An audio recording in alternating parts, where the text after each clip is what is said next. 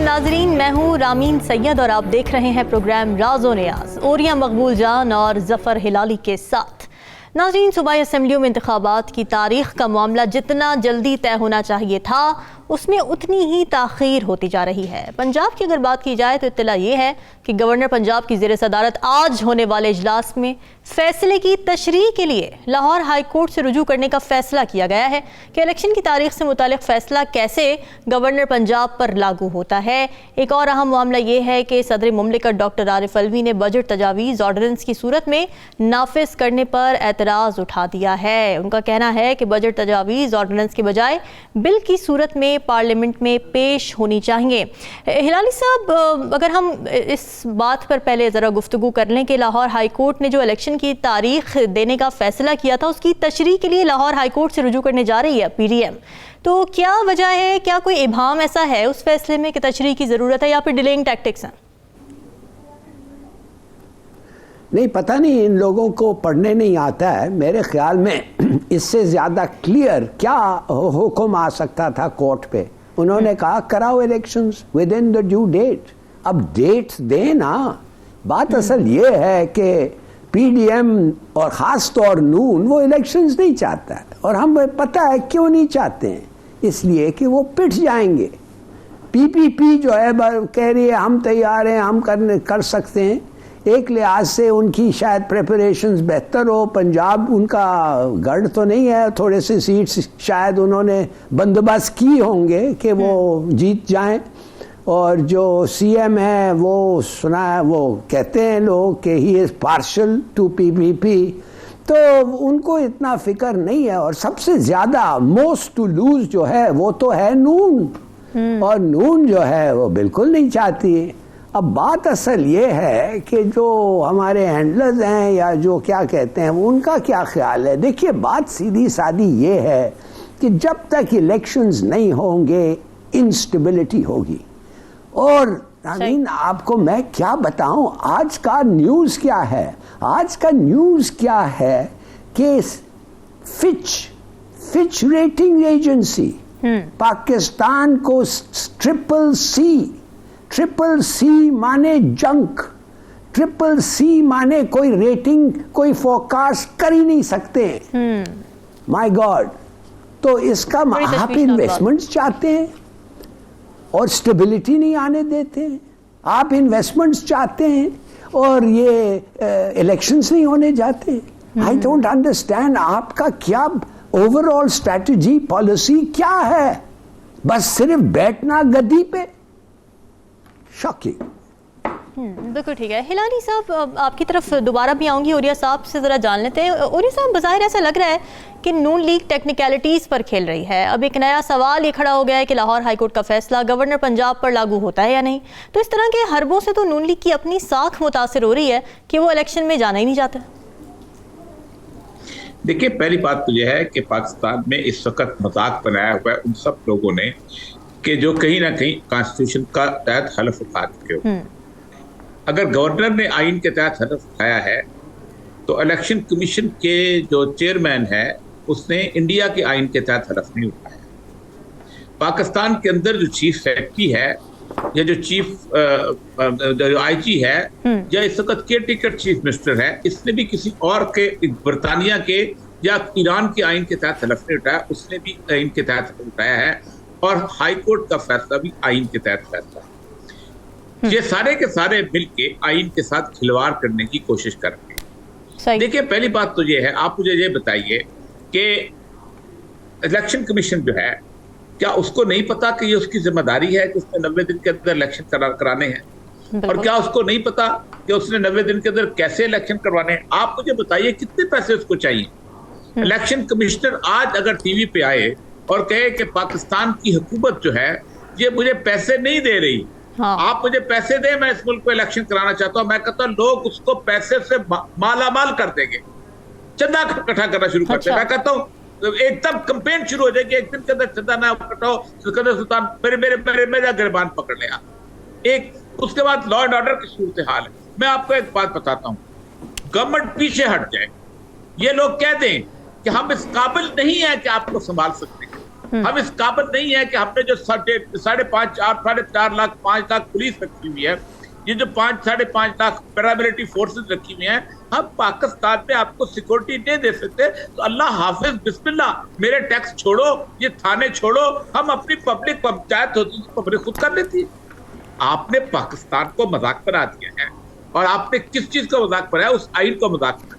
और सबसे अहम तरीन बात जो है वो पाकिस्तान का मीडिया है, जो इसके ऊपर ज्यादा नहीं बोल रहा। मैं हैरान होता हूँ, ये क्राइसिस अगर इमरान खान के जमाने में पैदा हुआ होता तो ये मीडिया जो है उछल उछल के ऐसे उछलता कि जैसे चिड़िया घर के अंदर वो दरख्तों के ऊपर कुछ लोग उछल रहे होते हैं, उनकी जानियां देखने वाली होती है। कोई सन्नाटा है, कोई गुफ्तगू नहीं करता कि पाकिस्तान के अंदर किस किस्म का खिलवाड़ हो रहा है। अच्छा, वो समझते ये हैं कि शायद इस तरह दूर कर करके हम अवाम के मिजाज के खिलाफ उनको एक सतह पे अवाम को काबल कर देंगे कि वो मजबूर होकर कहेंगे भाई काफी हो गया। ऐसा नहीं होता। देखिए, जो लोग अवाम की नफ्स को समझते हैं, हम उम्र गुजारी है सारे मामले के अंदर, दो चीजें होती हैं। एक होती है पब्लिक फटीग और एक होती है इंस्टीट्यूशनल फटीग।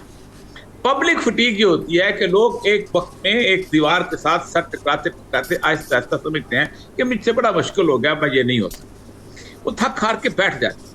लेकिन जैसे ही दीवार उनके ऊपर गिरने की लगती है तो एकदम खड़े होकर उसको पीछे धकेल देते। इसकी मैं एग्जांपल आपको दूंगा कि जिस वक्त इमरान खान जो है उसको बाहर निकाला गया है, और आप सोचे वो क्यों 10 अप्रैल को निकले थे, जरा छोटी सी आप उसकी पूरी वजाहत सुन लें तो आप हैरान हो जाएंगे कि क्यों निकले थे। आपने 12-13 घंटे की एक फिल्म चलाई थी, अदालत बैठ गई है, जज पहुंच गए हैं, अदालत खुल गई है, प्रिजन बैन आ गया है, हो गया है, बाकी लोग खड़े हो गए हैं। अच्छा, वो पब्लिक पूरी रात देख रही थी कि कर क्या रहे हैं ये लोग, और ये किसके खिलाफ कर रहे हैं, और ये क्यों इकट्ठे हो गए हैं, इन सब का मफाद क्या है। हुआ ये कि इमरान खान तो सुबह सवेरे उठ के घर पहुंचा, उसको तो यकीन नहीं था कि ये कुछ हो जाएगा, और पब्लिक निकल आई। क्यों? आपने उनको पूरा 12-13 घंटे जिच किया, पूरी 12-22 करोड़ अवाम को, और आपने कहा ये हम हैं, हम जब इकट्ठे हो जाएं हम ताकत होते हैं, हम नशा होते हैं, हम जो चाहे कर देते हैं। फिर उसके बाद क्या हुआ? जब आपने इमरान खान को दोबारा आपने फिर पब्लिक सो गई, आराम से चलती रही, जुलूस होते रहे, जलसे होते रहे, इमरान खान तकरीरें करता रहा, उसको फायरिंग उसके हुई, तब भी उसने कोई एजिटेशन की सूरत हाल नहीं की। फिर जब उसको आपने नाहल करार दिया और इलेक्शन कमीशन ने एक तोशा खाने की घड़ी के ऊपर, जो कि एक बड़ा रूटीन का मैटर था, आप सोचे कि पब्लिक निकली, और उसके बाद इमरान खान ने रात को 12 बजे उनको वापस जाने का कहा, और अगले दिन हाईकोर्ट ने कहा कि नहीं, हम जो हैं हम तुम्हें अलाउ करते हैं, तुम इलेक्शन लड़ो। खौफ तुम्हारे दिल में इतना है, उस शख्स का भी खौफ है और पब्लिक का भी खौफ है। और मसला यह है कि ये खौफ शहबाज शरीफ में तो हो, ये खौफ चीफ सेक्रेटरी में क्यों है, ये खौफ आईजी में क्यों है, ये खौफ चीफ इलेक्शन कमिश्नर में क्यों है? ओ भाई, तुमने इलेक्शन लड़ना है कल जाके।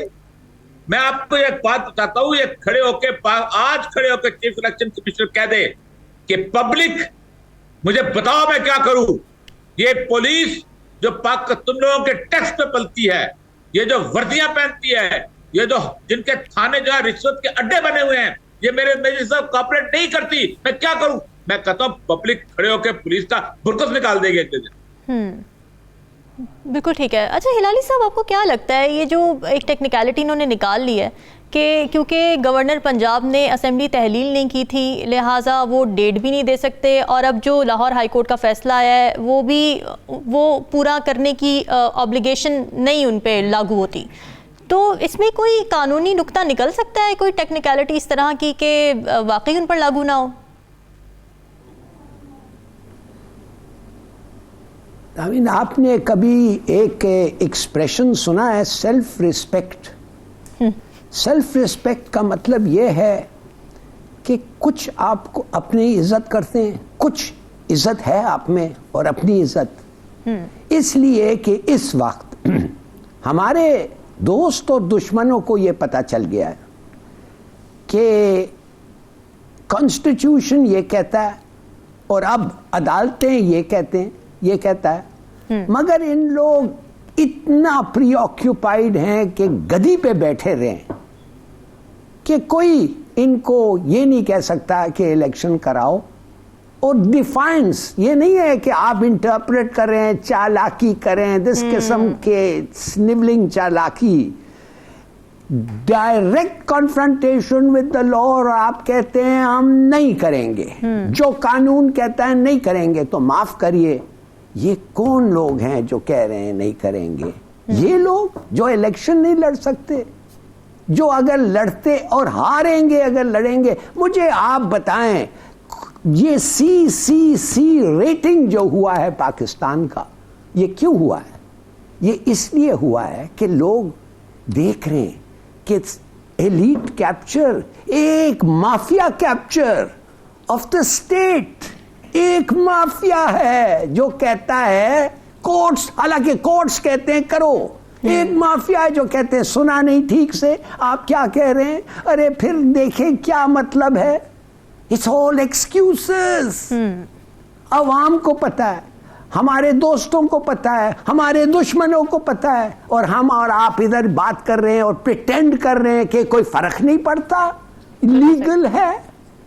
हमारा भी फर्ज है कहना, हम भी कॉन्स्टिट्यूशन को इन अ सेंस ओथ लिया है, उसके कानून हमारे पे लागू होते हैं, हमारा ऑब्लिगेशन है उसको प्रोटेक्ट करना। तो जब हम बात करते हैं तो वो बात करते हैं। बिल्कुल ठीक। आई टेल यू, मैं तो कभी ऐसा सुना ही नहीं है। आई एम सॉरी, मैं इसके बाद आप एग्रीमेंट साइन करेंगे, कोई कहेगा नहीं मानता। यही हुआ ना आपके साथ, IMF के साथ। उन्होंने कहा फ्रंट लोड करो सब हमारे थिंग्स। मैं आऊंगा आपको गैस के बारे में जब आप पूछें, मगर मैं कहना चाहता हूँ औरिया साहब, यहाँ पर अब एक और भी इत्तलात आ रही हैं कि जी सदर मुमलिकत डॉक्टर आरिफ अलवी ने बजट तजावीज़ ऑर्डिनेंस की सूरत में नाफिज करने पर एतराज़ उठा दिया, और वो ये कह रहे हैं कि जी बजट तजावीज़ ऑर्डिनेंस के बजाय बिल की सूरत में पार्लियामेंट में पेश हों। तो आप इस एतराज़ को किस तरीके से देख रहे हैं, और अब इसके बाद हुकूमत के पास क्या ऑप्शंस रह जाएंगी मिनी बजट लाने की? पहली बात तो यह है कि क्या आज तक ऑर्डिनेंस के जरिए कभी बजट प्रपोजल्स आई हैं?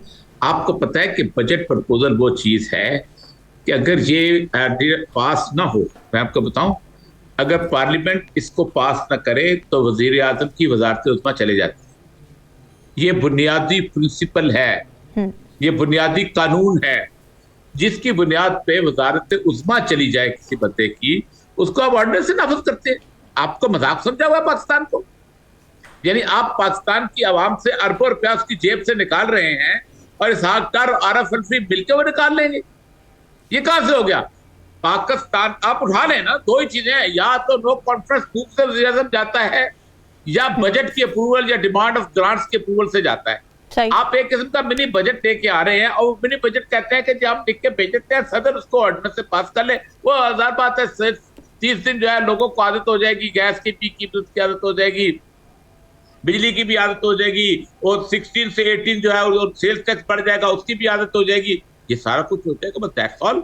ये तो बुनियादी तौर पर पाकिस्तान के पूरे उस सिस्टम के साथ फ्रॉड करने की कोशिश की गई। इसका मतलब पता है क्या है? इसका मतलब एक ये भी है कि हो सकता है वो समझते हो कि हम पार्लियामेंट में गए तो बहुत सारे MPA और बहुत सारे MNA और बहुत सारे सेनेटर ऐसे होंगे कि जो हमें वोट ना दें। मसलन शाह खान अब्बासी साहब अलहदा हुए खड़े हैं, शाहिद हुसैन अलहदा हुए खड़े, और मेजोरिटी आपकी है कितनी? और आपको कल लेके आते हैं तो आपको कल को और फिर कहेंगे जी हमें ब्लैकमेल करने आ जाते हैं, जी MQM आ जाएगी, कभी वो आ जाएगी। ओ भाई, ये तुमने खुद ली हुई है, ये कांटों का ताज तुमने खुद पहना हुआ है, तुम्हें कोई इन्विटेशन लेने नहीं गया था। और जो झूठ मत बोलो लोगों के सामने कि हम पाकिस्तान को नाजुक हालात से बचाने आए थे। नाजुक हालात जब भी होते हैं तुम पाकिस्तान से भाग के चले जाते हो। तुम्हारा उठना बैठना चलना फिरना ओढ़ना बिछोना सब पाकिस्तान से बाहर है, तुम्हारे पैसे बाहर से बाहर है, तुम्हारी औलादें घर से बाहर है, तुम्हारे इलाज घर से बाहर है। तुम पाकिस्तान के ना वफादार हो ना हो सकते हो। बिल्कुल ठीक है। अच्छा हिलाली साहब, हम देख रहे हैं कि दूसरी तरफ मुखालिफिन की गिरफ्तारियों का सिलसिला जारी है। पहले आजम सवाती, फिर शहबाज गिल, फवाद चौधरी, और अब लगता है कि साबिक वज़ीर ख़जाना शौकत तरीन की बारी है। तो अगर इसी तरह गिरफ्तारियां जारी रहीं तो पॉलिटिकल कंसेंसस कैसे होगा? किस तरह देख रहे हैं आप इस मामले को? पहले बात तो ये है कि एक पॉलिटिशियन का प्राइवेट कॉन्वर्सेशन आपने इल्लीगली किसी ने टैप किया होगा, आपके हाथ में कैसे आया वो तो आपको अदालत को बताना पड़ेगा। बिल्कुल। और उसका कॉन्वर्सेशन पे आपने एक केस लगाया उस पे जो सजाए मौत है, डेथ पेनल्टी। पहली बात तो ये है कि आपकी एक्ट, अगर कोर्ट ने फैसला किया वो लीगल है, वो नहीं करेगा शायद कोर्ट तो इसको फेंक देगा, दूर फेंकेगा। ऑडियो पे आप सेडिशन की चार्ज लगा रहे हैं। किसने कहा आपको ऑडियो बनाया, किसने किया? नंबर 1। दूसरी बात ये है, क्या कहा उसने कहा सरप्लस मनी केपी को आप वापस सेंटर को ना करें, फेडरेशन को ना करें, तो ये बुरा लगेगा। ये इसका मतलब ये होगा कि इनका स्टांस कमजोर हो जाएगा IMF के साथ। सरप्लस मनी तो है ही नहीं ना। सरप्लस मनी वो किधर से आए बजट में, जब वो पैसे जो आपने फाटा के डेवलपमेंट के लिए देने थे वो आपने नहीं दिया और केपी अपना बजट इस्तेमाल किया उसी चीज के लिए। उनके पास तो था नहीं, बिल्कुल, और पंजाब के पास भी कभी नहीं है। तो आपने कहने का मकसद क्या था आपका? अगर मैं एक बात करता हूं किसी से और मैं अपने पॉलिटिकल अपोनेंट्स के बारे में बात कर रहा हूं कि ये हमारे साथ let's make things difficult for them, इसके माने मुझे ट्रीजन के चार्ज में, हमें पता है आप उसको क्यों पकड़ना चाहते हैं। आप उसको टांगना चाहते हैं उल्टा, आप उसके कपड़े स्ट्रिप करना चाहते हैं, आप उसको मारना चाहते हैं, आप उसको ह्यूमिलिएट करना चाहते हैं, आप रिवेंज चाहते हैं और कुछ नहीं चाहते हैं। ये केस नहीं है आपका, ये चाहते हैं आप, और ये नफरत आप फैला रहे हैं। इस किस्म की नफरत कोई भूलता नहीं है, अगर माफ भी कर जाए तो भूलता नहीं है। वो कहते हैं इफ यू फॉरगिव हिम, जैसे केनेडी ने कहा था, नेवर फॉरगेट हिज नेम। और इस किस्म के बदले फिर आते रहेंगे। आप पाकिस्तान का माहौल, आप you are corrupting and you are, क्या कहते हैं मैं, यू आर पॉइजनिंग ये पूरा एटमॉस्फेयर ऑफ पॉलिटिक्स। स्टेबिलिटी, जो सबसे बड़ी चीज इस वक्त स्टेबिलिटी है, उसको आप जानबूझ के खराब कर रहे हैं। बिल्कुल सही है। और इस तरह की पॉलिटिकल विक्टिमाइजेशन है आपके बदला ये एक ही चीज है। बिल्कुल, जिस पर नून लीग पीटीआई पर फाशिस्ट होने का इल्जाम लगाती थी, उसी तरह के केसेस हैं। अच्छा उरिया साहब, बिलावल भुट्टो जरदारी ने कहा है कि मुल्क को मुश्किलात से निकालने के लिए हुकूमत और अपोजिशन को मुत्तहद होना चाहिए। तो क्या हुकूमत ने अब तक कुछ ऐसे इकदाम किए हैं जिनसे ये लगता हो कि मुल्क को मुश्किलात से निकालना उसकी तरजीह और वो अपोजिशन के लिए सॉफ्ट कॉर्नर रखती है, जबकि दूसरी तरफ धड़ाधड़ बगावत के पर्चे हो रहे हैं? पहली बात यह है कि बिलावल भुट्टो साहब के वालिद साहब ने उसके लिए एक सूबे को और थोड़ा सा क्रिएट कर लिया अपने लिए, और इस वक्त सबसे ज्यादा क्राइसिस जो है वो बलूचिस्तान में बना हुआ है। आज की इतला वहाँ है कि यार मोहम्मद साहब और उसके साथ साथ आसम कुर्द केलू भी पीपल्स पार्टी में शामिल होने के चक्कर में पर तोड़ रहे हैं, बल्कि तकरीबन मुलाकात हो चुकी है। बाप पार्टी जो है उन्होंने तकरीबन तोड़ताड़ ली है और वो आशीर्वाद बल्कि आज वो उसमें होता है कि उसने कहा कि मुझे एक खातून उनकी MP है, उसके बारे में एक मोहतरमा है बहुत बड़ी वहाँ पर सोशल एक्टिविस्ट, उन्होंने आसम कुर्द केलू के इस बयान के ऊपर तबसरा करते हुए कहा था कि उसने मुझे कहा है कि मुझे फलां पार्टी में शामिल हो जाए। अच्छा। तो एक पूरे का पूरा प्रोसेस जो है वहाँ पर चल रहा है। वो उन्होंने अपने तौर पर यूं स्कोर किया है कि शायद कराची भी हमारे पास रहेगा और सिंध भी हमारे पास रहेगा, बलूचिस्तान भी हमारे पास रहेगा, और हम जो है जाहिर बात है साहिल समुद्र चूंकि पीपल पार्टी के पास होगा, तो कल को जब सूरत बनेगी तो हम एक खास किस्म की ब्लैकमेलिंग पोजीशन में आ जाएंगे। तो अच्छा। एक तो ये एक इंटरनेशनल कॉन्स्पिरेसी जो है वो बिलावल भुट्टो के साथ चल रही है। पाकिस्तान में पंजाब से लेके सिंध के जितने भी चैम्बर ऑफ कॉमर्स के लोग हैं वो बताते फिरते हैं कि अमेरिकन एम्बेसडर और खास तौर पर पंजाब का जो कॉन्सुलेट जनरल है वो मिलता फिरता है चैम्बर ऑफ कॉमर्स के लोगों के साथ कि आप बिलावल भुट्टो को सपोर्ट करें, और वो एक आम इत्तला आज लोग देते हैं, पता नहीं कितनी गलत है सही है, बिल्कुल वैसे ही जैसे उन्होंने अपनी तमाम चैम्बर ऑफ कॉमर्स में मोदी को कहा कि तुम खड़े हो जाओ, इसको सपोर्ट करो। मोदी को इसलिए लाना चाहते थे कि ताकि एक एंटी मुस्लिम स्टैंस बने और पाकिस्तान के साथ सूरत बिल्टअप हो। अच्छा। बिलावल भुट्टो साहब जो हैं, अगर वो उनके वालिद ने वो सारा अपना पूरा मकसद हासिल कर लिया है, उन्होंने जिसे कहते हैं ना बिस्तरा गोल कर दिया है नून लीग का, पंजाब से भी और केपीके से। केपीके में थोड़ा सा था, वो भी अब खत्म हो गया, और पंजाब में से तो बिल्कुल लाहौर शहर से भी बिस्तरा गोल कर दिया है।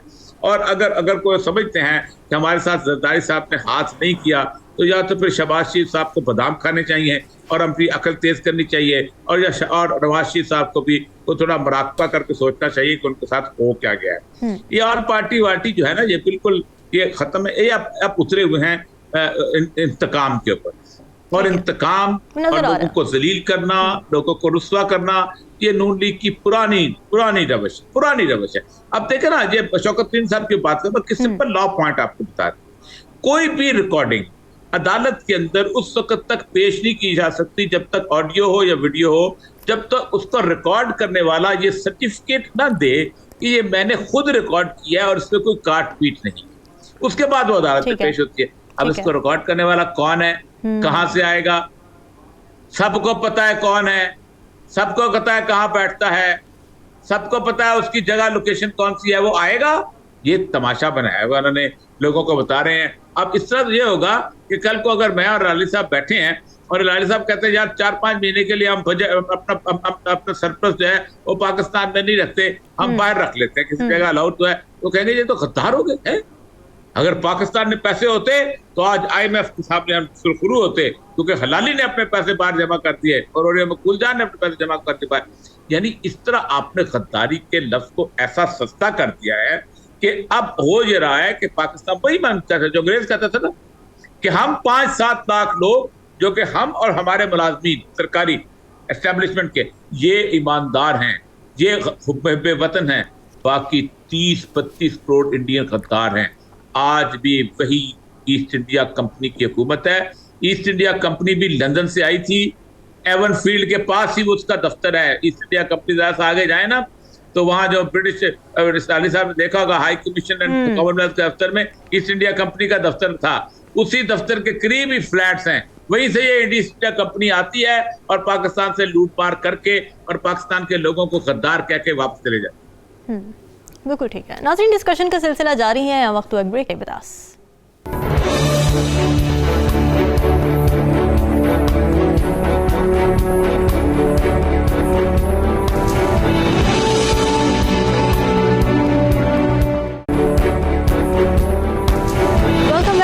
हुकूमत ने 11 फरवरी को बिजली के निर्खों में सहमाही बुनियादों पर इजाफे का ऐलान किया था, और आज की खबर ये है कि गैस के निर्ख 112% तक बढ़ा दिए गए हैं। इन फैसलों के आम आदमी के माली मामलात पर क्या असरात मुरतब होंगे, इस पर बात करेंगे। जबकि एक अहम खबर ये भी है कि बलूचिस्तान के वज़ीर ख़जाना ने कहा है कि अगर वफाकी हुकूमत सूबे के वाजिबुल अदा ड्यूज़ अदा करने में नाकाम रही तो पूरे मुल्क के लिए गैस की सप्लाई बंद कर दी जाएगी, और वाजिबात अदा न करने की सूरत में असेंबली तहलील करने की भी धमकी दे दी गई है। हिलाली साहब, ये क्या मामला है? ये कुछ नहीं है जी, ये खामखा ऐसे हरकतें हैं, ये ऐसी चीज़ें कहते हैं, इनके पास क्या कंट्रोल है। ठीक है, गैस एक प्रोविंशियल सब्जेक्ट है, मगर इनके पास इख्तियार नहीं है। गैस फेडरल गवर्नमेंट कंट्रोल कर रहा है इस वक्त। क्या करेंगे वो, पाइपलाइंस काट देंगे क्या? नॉनसेंस, ये कुछ ऐसी बात है। ये क्या कर सकते हैं? कुछ नहीं कर सकते। और ये कैसे गैस को बंद कर देंगे, नंबर 1। दूसरी बात, आपको पता है इनका पार्टी किधर है? बाप पार्टी है, आपको पता है बाप कौन है? जी जी। ये ऐसे ही धमकियां, एम्प्टी थ्रेट्स हैं, फॉरगेट अबाउट इट। मेरे ख्याल में ही कांट डू एनीथिंग, और ना करना चाहिए इनको कुछ। मगर ये भी सही है कि अगर फेडरल गवर्नमेंट ने इनको NFC के तहत इनको कुछ देना था तो देश पक्का देना चाहिए उनको। क्यों रोका हुआ है उन्होंने? कोई एक्सप्लेनेशन तो दें कि क्यों रोका हुआ है। शायद नहीं है। अगर आप वो नहीं करना चाहते, ना कर सकते हैं, ना कोई उनका ऑब्लिगेशन नहीं है, तो फिर बताएं। ये तो तरीका ही नहीं है ना, कहें कि कुछ नहीं कहें इन रिटर्न, मगर ये कुछ नहीं होगा। आई एम एब्सोल्युटली कन्विंस ये कुछ नहीं होगा। और एक चीज और मैं बता दूं कि in the case of Shaukat तरीन की आदतें हैं, थोड़ा सा वो स्ट्रांग आदमी है, बॉम्बास्टिक है, वो इन ऐसे चीजें, ऐसे उनका नेचर ऐसे है कि वो कहते हैं कि ये कर देंगे वो, बट यू नो ये that is not sufficient reason कि उनको खिलाफ आप एक ऐसा केस दें। अब तो मैं इसके बाद किसी को आप सेडिशन का केस लगाएं, मैं हंसने लगूंगा, कहेंगे अच्छा यार तुम्हें भी सेडिशन का केस हो गया इसलिए कि तुम डिसएग्री करते हो किसी से। ये तरीका नहीं है इस मुल्क को चलाने का। somebody had better get a grip। बिल्कुल ठीक है। और ये साहब आप सुन पा रहे हैं हमें? और ये साहब अगर आप सुन पा रहे हैं तो जरा बताइए। जी आवाज आ रही है आपको? जी बिल्कुल आ रही। जी, और ये साहब ये बलूचिस्तान के वज़ीर ख़जाना ने एक धमकी दी है, वो ये कि पूरे मुल्क के लिए गैस की सप्लाई बंद कर दी जाएगी अगर वाजिबुल अदा ड्यूज़ अदा ना किए गए वफाकी हुकूमत की जानिब से, और असेंबली तहलील करने की भी धमकी दी है उन्होंने। तो किस तरह से देख रहे हैं आप इसे? देखिए, ज़बर का चक्री को मैं जानता हूँ, चमन से ताल्लुक रखता है और बड़ा जैसे कहते हैं उन लोगों में से है जिन बाप पार्टी के शुरू के लोगों में से, और बड़ा लाडला किस्म का है वजीर है उसको। एक बात तो ये है कि उन्होंने ये कहा है कि फेडरल गवर्नमेंट जो है वो उस वक्त डिविजिबल पूल से हमारा हिस्सा नहीं था। होता यह है कि पूरे पाकिस्तान के अंदर तमाम रेवेन्यू जब इकट्ठे होते हैं तो उनमें से प्रोविंसेस का एक हिस्सा होता है जो उनको दे दिया जाता है, जो कि फेडरल गवर्नमेंट नहीं दे रही, उसके देने के बाद फेडरल गवर्नमेंट चलाई जाती है। तो उसने तकीद करके कहा है कि डिविजिबल पूल इसीलिए बनता है कि आप जो गैस इस्तेमाल करते हो हमारी, उसके साथ जो साहिल इस्तेमाल करते हो, उसके साथ साथ और बहुत सारी चीजें जो हैं, जो टैक्स रेवेन्यू आप इकट्ठा करते हो, उस रेवेन्यू को जाके आप तकसीम करते हो। तो बलूचिस्तान में 91 की जो फर्स्ट NFC अवार्ड आया था, उससे पहले होता यह था कि बलूचिस्तान का जो डेफिसिट था वो पिकअप कर देती थी फेडरल गवर्नमेंट, और उसके साथ जो उसका सरप्लस होता था वो सरेंडर करना पड़ता था। लेकिन ये तो कभी सरप्लस तो हुआ नहीं कि जो बिल है जो उनका बजट है। लेकिन अब हुआ यह है कि बलूचिस्तान को अपने जो है वो अखराजात चलाने के लिए पैसे नहीं मिल रहे। इस पर उन्होंने कहा कि हम फिर गैस बंद कर दें, और उन्होंने कहा कि मुझे तो सिर्फ 20-22 लेवीज वाले चाहिए उनको उसको बंद करने के लिए।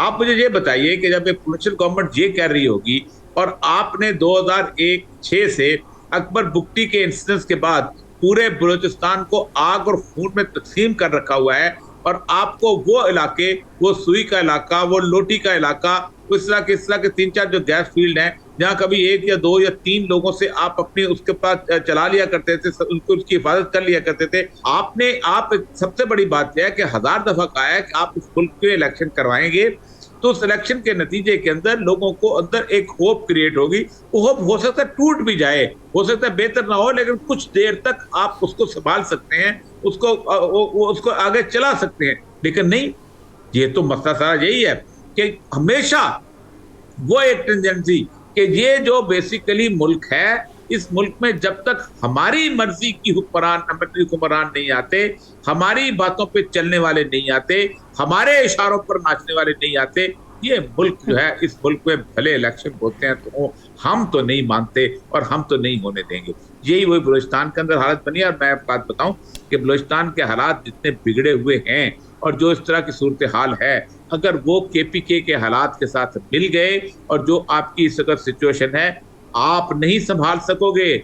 हमने इस मामले में उम्र गुजारी हुई है, हमने 24 साल इसी बलूचिस्तान में गुजारे हुए हैं, हमें स्ट्रेंथ्स का भी पता है, हमें वीकनेसेस का भी पता है, हमें अंदाजा है कि किस तरीके से आप लोगों के साथ बेहतर रवैये के साथ चीज़ों को आगे बढ़ाते हैं और कैसे आप उनके साथ ज़्यादा ताल्लुकात रखते हैं। आपने अगर वहाँ की पॉलिटिकल लीडरशिप को नाराज कर दिया तो फिर होगा ये कि बहुत छुप के फिर कोई आपका साथ देगा तो देगा, वरना कोई नहीं देगा फिर आपके साथ।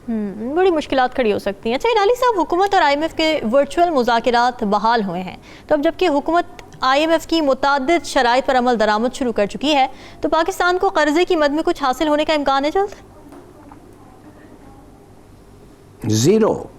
जीरो आपको मिलेगा, इसलिए कि मैं आपको बताता हूं क्यों। आपने तो वादा कर लिया है।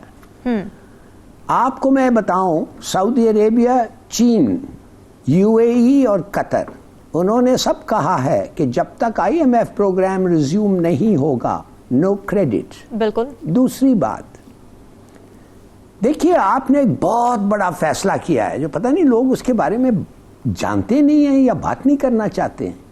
आपने ऐसा फैसला किया है कि आपका जो कर्ज है, सर्कुलर डेट जो है, जो 2.4 2.4 ट्रिलियन माने खरब, आपको पता है कि रोज इस 2.4 खरब को रोज एडिंग कितना हो रहा था?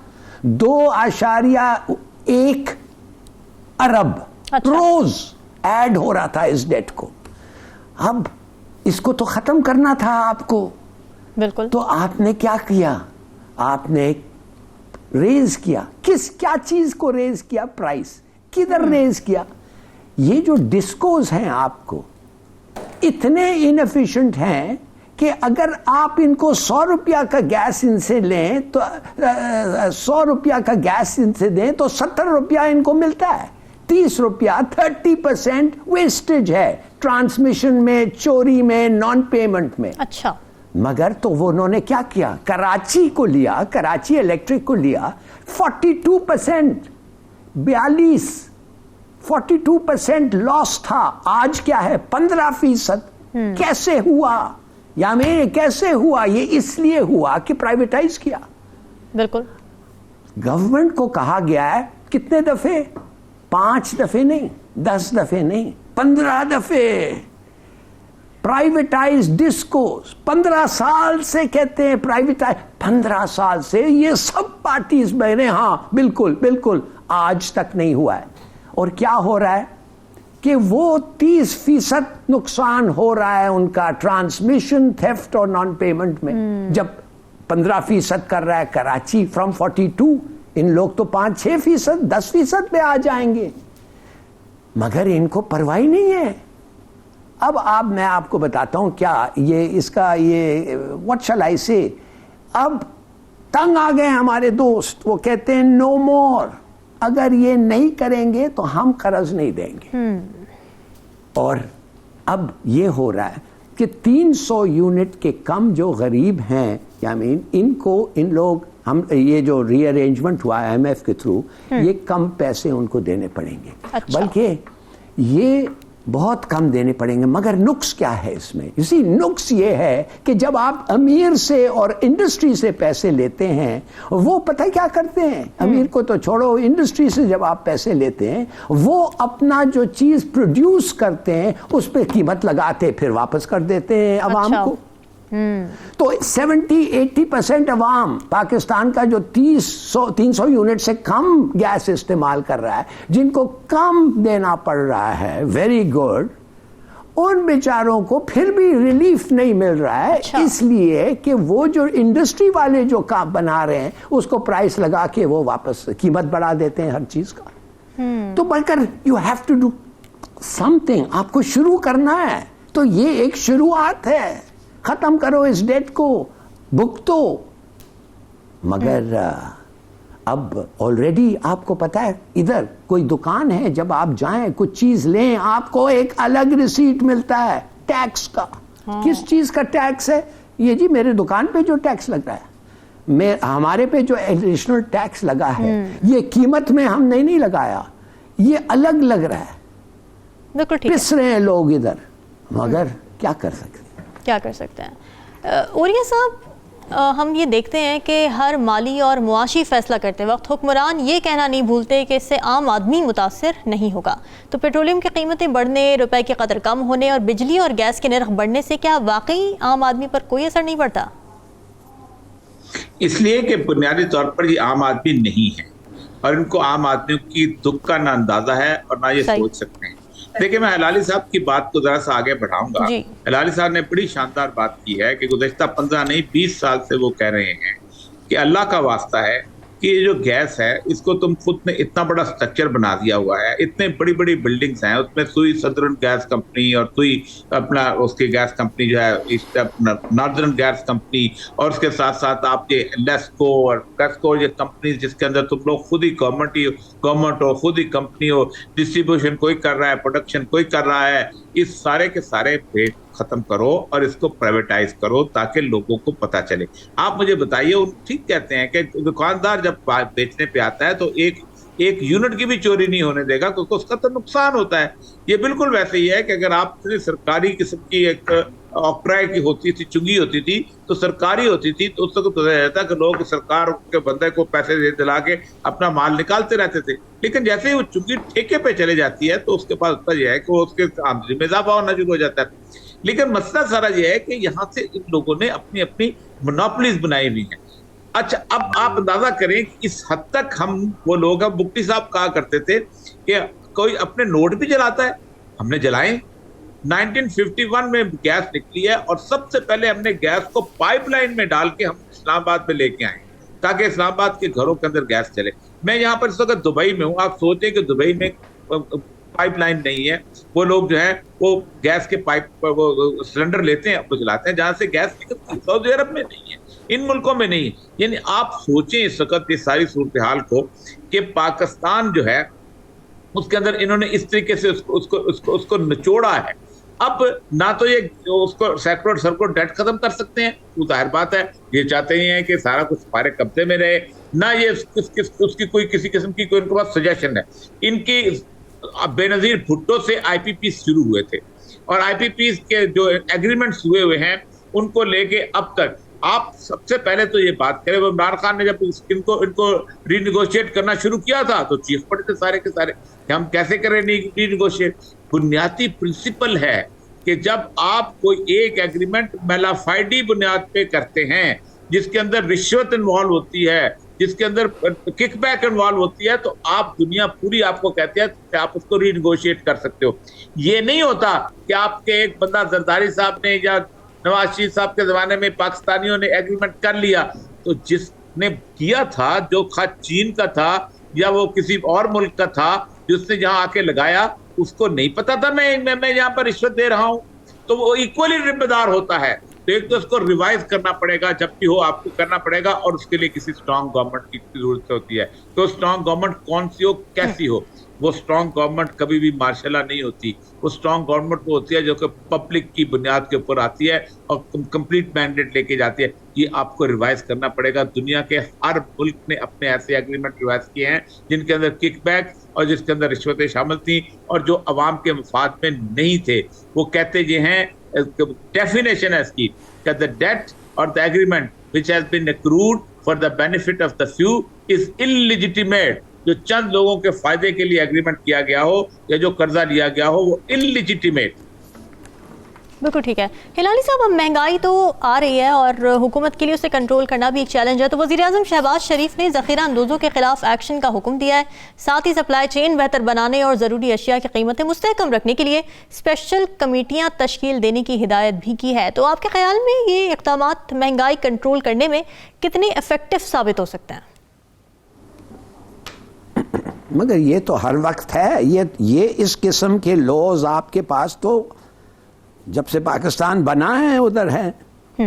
अब आप देखेंगे कि होर्डर्स को आप कह रहे हैं ये गलत है, बहुत अच्छा, मगर किसको आप पकड़ेंगे? उनको पकड़ेंगे ना जो आपके खिलाफ हो, उनको पकड़ेंगे। जो ये कमिटीज जो बन रही हैं उनका कोई दोस्त नहीं हो, बल्कि ये एक तरीका मिल गया है उनको पैसे कमाने का।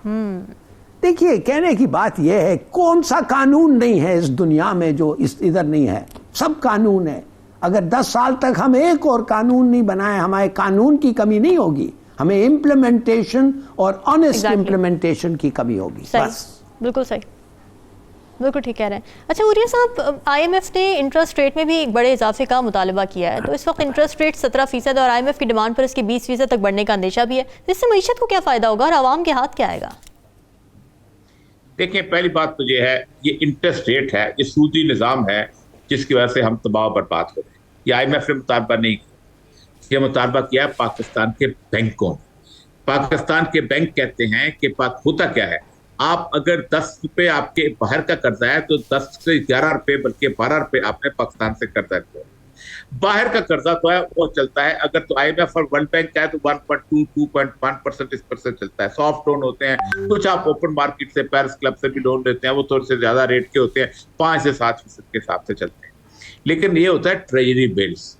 कि आपके बैंक जो है ना 10-12 बैंक जो या 15-16 बैंक, उनके पास जितना भी अवाम का पैसा है वो सारा पैसा हुकूमत को दे देती है कि आप खर्चो और हमें लोगों से टैक्स वसूल करके हमें इंटरेस्ट दो।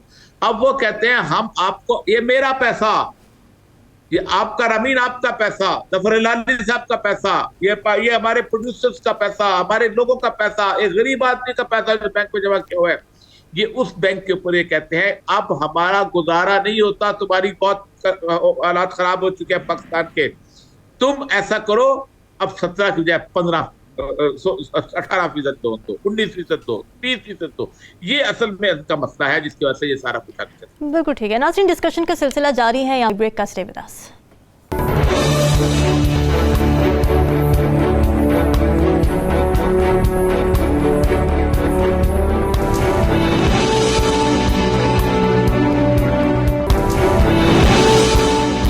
जी, हाल ही में भारत ने अपने दिफाई बजट में 13% इजाफा किया है और ताज़ा खबर यह है कि हमारा ये पड़ोसी अगले 2 बरसों में अपनी दिफाई बरामदात को 3 गुना तक बढ़ाने का इरादा रखता है। तो इससे जाहिर ये होता है कि भारत अपने दिफा को मज़ीद मजबूत बनाने की कोशिशों में है, लेकिन ये कोशिशें वाकई दिफाई इस्तेहकाम के लिए हैं या जारहाना अज़ाइम की तकमील के लिए, इसका फैसला होना अभी बाकी है। हिलाली साहब, कुछ दिनों पहले इत्तलात ये आई थी कि पुलवामा अटैक की एनिवर्सरी पर मोदी सरकार एक और फॉल्स फ्लैग ऑपरेशन की तैयारी कर रहा है। तो इस तरह की खबरों से तो ये लगता है कि मोदी सरकार के अज़ाइम जारहाना ही हैं। बिल्कुल सही कहा आपने, बिल्कुल सही कहा। और उसने देख लिया है, जब उसने वो पहले पुलवामा के बाद किया था फॉल्स फ्लैग ऑपरेशन, उसमें वो कामयाब हुआ और इलेक्शंस जो बाद में आए वो सबको कहने लगा ये मुसलमानों को देखो मैंने कैसा सबक सिखाया, देखो मैं क्या कर रहा हूँ मुल्क के अंदर और पाकिस्तान के साथ मैंने क्या किया है और मैं फिर करूँगा। ये जो कहता था मैं घुस के मारूंगा, आपको याद होगा ये ऐसे ऐसे चीज़ें कहता था। फिर हजीमत भी उठानी इनका जो बजट है ये जी, इनका जो बजट है 76 बिलियन, ये 7 गुना 6-7 गुना हमारे से ज़्यादा है, 7 गुना हमारे से ज़्यादा है।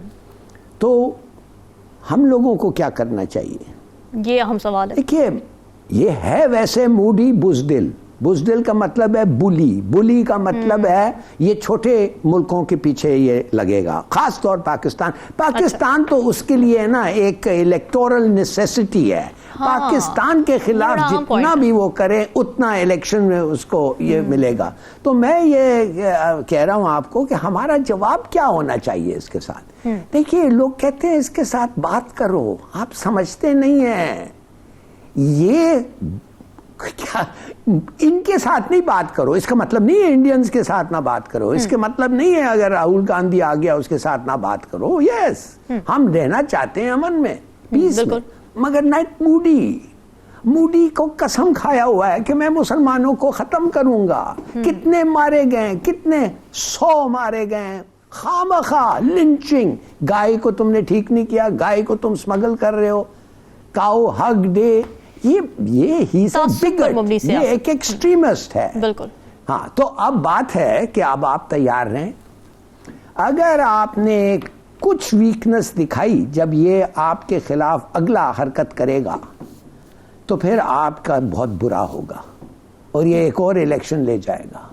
अगर इसने कोशिश की आपको मारने के लिए तो आपने उसको इस किस्म का जवाब देना है कि हमें परवाह नहीं है बच्चू, हमने फैसला कर दिया है, एक लिहाज से आपके खिलाफ तो हम कफन बांध के निकलते हैं। तो इसलिए मैं कहता हूं ऑल योर फोर्स, बताओ कि तुम तैयार हो और खुदा ना खास्ता अगर जरूरत पड़े तो then you have to show, नहीं तो डिटेरेंट का फायदा नहीं है। अगर आप उसको दिमाग में बैठ गया है मगर आप इस्तेमाल नहीं करेंगे then it's useless, फिर डिटेरेंट नहीं रहता है एक बुली के लिए। तो देखिए, मगर तैयार रहें, ये होगा, इनके इलेक्शन के पहले ऐसा कुछ जरूर होगा। ये मोदी का सिग्नेचर है, सिग्नेचर, पॉलिटिकल सिग्नेचर होगा। ठीक बात की है हिलाली साहब, ये पैटर्न देखा जाता है। और ये सब आप क्या देख रहे हैं, भारत अपने दिफा को मजबूत बना रहा है या इसके अज़ाइम कुछ और है? फॉल्स फ्लैग ऑपरेशन जैसे अगर ओछे हथकंडे अपनाए गए मोदी सरकार की जानिब से तो फिर हमें क्या करना चाहिए? देखें, पहली बात तो ये है कि इस वक्त जैसे अगर कोई रियल रिलीजियस फासिस्ट गवर्नमेंट है दुनिया के अंदर तो वो नरेंद्र मोदी की गवर्नमेंट है। आप खुद सोचें कि बीबीसी में जो उसके खिलाफ फिल्म बनाई गई है, इस वक्त पूरे इंडिया के अंदर बैन है, लेकिन आज मैं बीबीसी की रिपोर्ट पढ़ रहा था कि उस बैन की वजह से बीबीसी की ये रिपोर्ट जो है आम रिपोर्ट से कई गुना ज्यादा देखी गई है, और जिस तरीके से वो देखी जा रही है, जिस तरह वो इंडिया पहुंच रही है, लोग हैरान। उसकी बीबीसी की सारी रिपोर्ट इस बात पे है कि उसका सारा जो प्रेमाइज है वो है एंटी मुस्लिम, और किस तरीके से वो मुस्लिम अकलियत को जुल्म करता है और ज्यादती करता है। मैं आज इंडिया के मुख्तलिफ अखबारात जो है, खासतौर पर उनका जो उर्दू अखबार एतमाद है, जिस तरह के और अखबारात देख रहा था, उसने साइमल्टेनियस 2-3 चीजें शुरू की। एक तो उसने मुसलमानों के खिलाफ अपने उस शिद्दत के उस मामले को ज्यादा उसका इजाफा किया, और उस इजाफे के साथ साथ लिंचिंग जो है बहुत ज्यादा शुरू हो गई है, और साथ साथ लोगों को मारना भी शुरू कर दिया गया है। और उसके साथ साथ जो जैसे कहते हैं रिलीजियस जुलूस जो थे, यात्रा, उनमें तकरीबन 100% के करीब इजाफा हो चुका हुआ है, और ये बहुत बड़ा इजाफा है। जैसे रथ यात्रा होती थी, इस तरह की मुख्तलिफ यात्राएं निकलना शुरू हो गई हैं जो ये कहती हैं कि मुसलमानों को जो है अब यहाँ से निकल जाना चाहिए। एक तो ये बहुत अहम चीज़ है। दूसरी बात यह है कि वो उसने एक दुनिया को ये पेश कर रहा है कि मैं पाकिस्तान के लिए नहीं कर रहा। आज भी उनकी जो बजट प्रपोजल्स आई थी इसको बढ़ाने की वजह था कि चाइना से हमें बहुत बड़ा खतरा है, और वो कंटेनमेंट ऑफ चाइना का जो अमेरिकन नारा है, और जिसके अंदर क्वाड में इसको शामिल किया गया था, उसके भी उसको इस्तेमाल कर रहा है, लेकिन वो यहाँ नहीं करेगा। इंडिया के अंदर चाइना के खिलाफ नफरत मौजूद नहीं है, ना इंडियन पीपल प्रिपेयर्ड है उसके साथ लड़ने के लिए। आप देखिए, जिस इलाकों के अंदर चाइना उनके साथ बॉर्डर बनाता है, वो जो 7 स्टेट्स हैं जिनको 7 सिस्टर्स कहते हैं, वो जो हैंस नेक जो है, सिल्करी क्रीक जो है, कॉरिडोर जो है, उसके साथ जो मिलती हैं, वो 7 की 7 स्टेट्स हैं, वो प्रेडोमिनेटली क्रिश्चियन स्टेट हैं, और सारी की सारी मिजोरम और नागालैंड और ये लोग ये हिंदुस्तान से आजादी चाहते हैं। तो कैसे होगा कि वो चाइना इंडिया का साथ देंगे और इंडिया चाइना की लड़ाई लड़ेगा? इस तरह लद्दाख के अंदर जो उनकी रिसेंटली लड़ाई हो चुकी है, उसके अंदर भी जिल्लत आमेर शिकस्त, 1000 स्क्वायर किलोमीटर का इलाका उन्होंने वहां से खो दिया। अब होना क्या है? होना यह है कि मामला पाकिस्तान के साथ, मामला आना है यहाँ पर, और पाकिस्तान का मामला ऐसा है कि पाकिस्तान के बारे में बहुत दिनों से उनका प्लान यह है कि इस खित्ते को डिस्टर्ब रखना है, और इस खित्ते को डिस्टर्ब रखने के लिए उन्होंने इंडिया से किसी न किस्म की वो हरकत करवानी है बॉर्डर के ऊपर। उसके 2 मामला हैं जो उसके लिए। पहला तो ये है कि वो समझते ये हैं कि किसी न किसी तौर पर अगर हम पाकिस्तान के साथ एक जंग छेड़ेंगे तो उसका फायदा हमें इलेक्शन के दौरान मिलेगा, और हम एक दफा फिर कहेंगे कि हिंदुओं को सारे के सारे इकट्ठे हो जाओ, ये जो मुसलमान 22 करोड़ यहाँ के रहने वाले हैं, ये मलीज जो है, ये पाकिस्तान की तरफ तो हम धकेल देंगे। और यही नारा है ना, किसी को कभी किसी ने धकेला है, लेकिन वो इलेक्शन कर सकते। लेकिन इलेक्शन स्टंट के अलावा पाकिस्तान को इंटरनेशनल फोर्सेस जो है वो डिस्टेबलाइज करने का पूरा प्लान बना चुकी हुई हैं, और वो समझती हैं कि पाकिस्तान को अगर किसी भी तौर पर स्टेबलाइज किया गया, और पाकिस्तान के अंदर तो 3 रीजन वो देते हैं। बहुत कमाल किताबें इस पे लिखी गई हैं। एक रीजन वो देते हैं कि पाकिस्तान का जो न्यूक्लियर प्रोग्राम इतना बड़ा है कि इसको आप संभल नहीं सकता, इसके लिए हमें खास तौर पे खुद यहाँ पर बैठ के इसको लुक आफ्टर करना पड़ेगा। दूसरा वो कहते हैं कि पाकिस्तान के चीन के साथ ताल्लुकात ऐसे हैं कि पाकिस्तान पीस टाइम में बहुत बढ़ते हैं, तो जब तक एक थ्रेट जो है वो तब तक वो नहीं करेंगे। और तीसरा उन कहते हैं कि पाकिस्तान की फौज इतनी बड़ी है कि अगर खुदा न खास्ता वो किसी तौर पे उसको कुछ असरात हुए तो बहुत ज्यादा असरात जो है वो बिल्डअप हो जाएंगे, इसलिए वो किसी तौर पर नहीं समझते इसको आगे लेके जाए। बिल्कुल ठीक है, बड़े अहम पॉइंट्स आपने उठाए हुए हैं। डिस्कशन का यहाँ पर सिलसिला ख़त्म होता है, कल हाजिर होंगे मज़ीद अहम मौज़ूआत के साथ। हमें दीजिए इजाज़त, अल्लाह हाफ़िज़।